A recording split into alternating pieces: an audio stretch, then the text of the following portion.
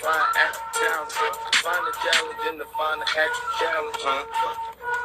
This is. We don't want to buzz about fake news. You were the subject of the fake news. Oh yeah, what did they say? What did the press know? No, I voted. No, what did they say? I switched. If you don't read the newspaper, you're uninformed. If you do read it, you're misinformed. What is the long-term effect of too much information?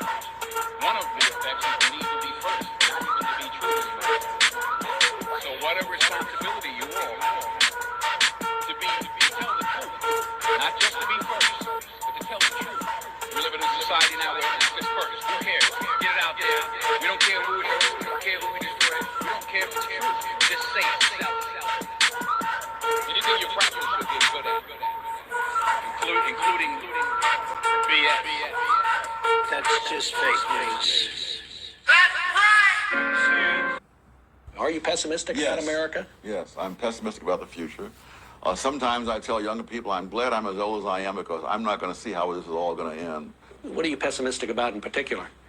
I'm pessimistic about the decline of values because that's what's inside people.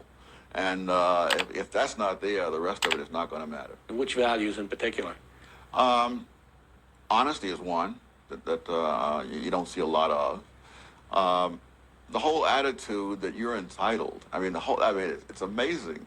What does entitlement and a right mean? It means that other people are bound to provide you with what you don't provide for yourself. Mm-hmm. Why are other people bound to do something for you that you're not going to do for yourself? You tell a tale of two blackouts that illustrate what's taking place here. The first blackout takes place in November 1965. I can actually remember that. We lived in upstate New York. I lived in upstate New York. And there was a moment, I can remember when we were having dinner and the lights in the house went dark. Mm-hmm. And then came back up for a moment. We all looked at each other and thought, what just happened there? Well, of course, when we turned on the television, we found out what happened. Huge power outage. And New York City, whereas upstate, the lights just went down and came back on. In New York City, the city went black for a whole night. Yes. And you write that night the crime rate was lower than usual. 1965. Second blackout, very similar event, takes place in July 1977. And you write again, New York City was again dark throughout the night, but now there was widespread looting and arson. Yes. 65 people behaved themselves in New York City in the dark. Yes. And in 70, so what happens in those 12 years? This was one of the many things that turned to the worst in the 1960s. There's a whole slew of them. Steven Pinker has a book about international murder rates, and he said the general trend over the centuries is for the murder rate to go down, but in the 1960s the rate did a U-turn, as he put it. It went right up, and this was common across Western societies. And it is because of the same vision out there. And the vision. So I'm trying to. I guess one thing I'm trying to get at here is the extent to which. How does it work itself out? Are the cops, because of this new social vision, between 1965, people know that if they try looting or arson, the cops will come right at them? No. There's only so much the cops can do. The first line of defense is morality and the law as a statement of what the principles are. You delegitimize that, and all you've got are the police. Mm. There aren't that many police. You could double the number of policemen, and if you destroy the morality, you're not getting anywhere.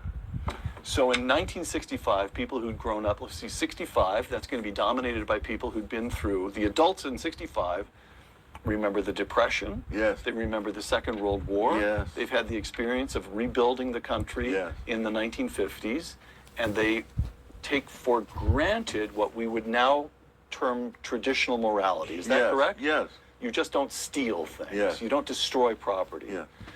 So No, another example. There's Exchange Buffet restaurant that I mentioned. Yes. And I actually remember going to those. And the So Exchange just Buffet. explain what's going The on. Exchange Buffet, you go in and you go through the line and pick up your own food, and then you bring your dishes over to be there, and then you come to the cashier and you tell the cashier how much you owe. And there were 70 some of these restaurants there were a lot of them in New York. Dozens. All right. And they lasted for 78 years. In the 1960s, they collapsed because people no longer were honest. I want to mention one thing that you say right at the end of the book, that really what we need more than anything else, perhaps, is common decency. Yes. And we've kind of lost that. It isn't common anymore. I mean, when I was going to school and we'd have fights on the schoolyard grounds, when one guy was clearly beaten, whoever was the toughest kid in the crowd would simply step in and stop it. And the other guys said, "You want to fight? You can fight me." You know. That's what we need in the public square now. Yes. But I mean, there's only so much the police can do. If you don't have common decency, the cops are not going to be able to handle it. And especially when everyone is second guessing. I love it when people who have never fired a gun in their lives say, "Why do the cops fire so many guns?" Now, at one time, I taught pistol shooting in the Marine Corps. It doesn't surprise me in the slightest that they fired so many things under those conditions. But people can't be knowledgeable about everything, but they can be knowledgeable about the extent of their own ignorance, even if they have PhDs.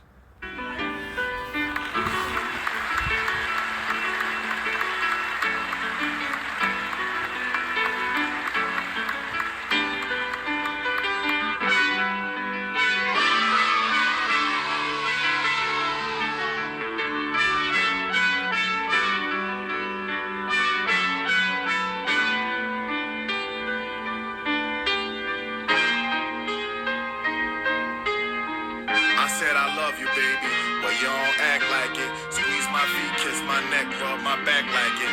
And on the phone, it's just you gon' hit me back right quick. First we was straight, now it feel like we jackknifing.